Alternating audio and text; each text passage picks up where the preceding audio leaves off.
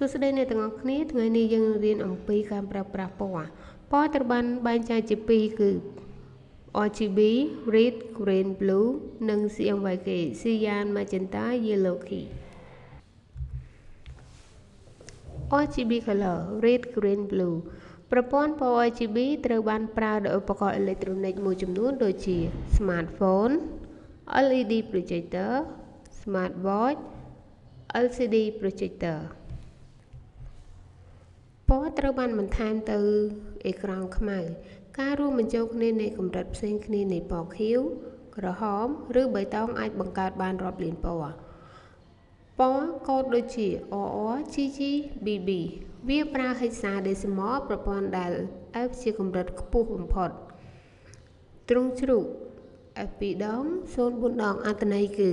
Red F2 ដង 100% Green គឺ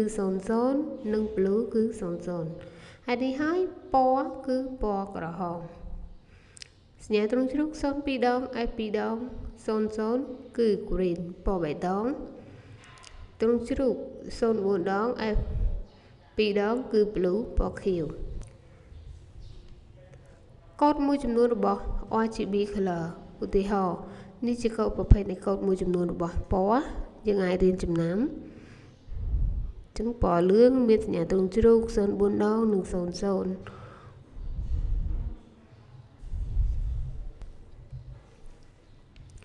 2. CMYK Cyan Magenta Yellow and Key ពណ៌ CMYK គឺជាពណ៌ដែលគេប្រើសម្រាប់ម៉ាស៊ីន print សម្រាប់ការបោះពុម្ព color និង subtract ដែលប្រើសម្រាប់ក្រដាសពណ៌សកម្រិតខ្ពស់បំផុតសម្រាប់ពណ៌នីមួយៗគឺ CMYK គឺ 100% ដែលគេប្រើនៅក្នុងម៉ាស៊ីន print ឬក៏ម៉ាស៊ីនបោះពុម្ពផ្សេងៗ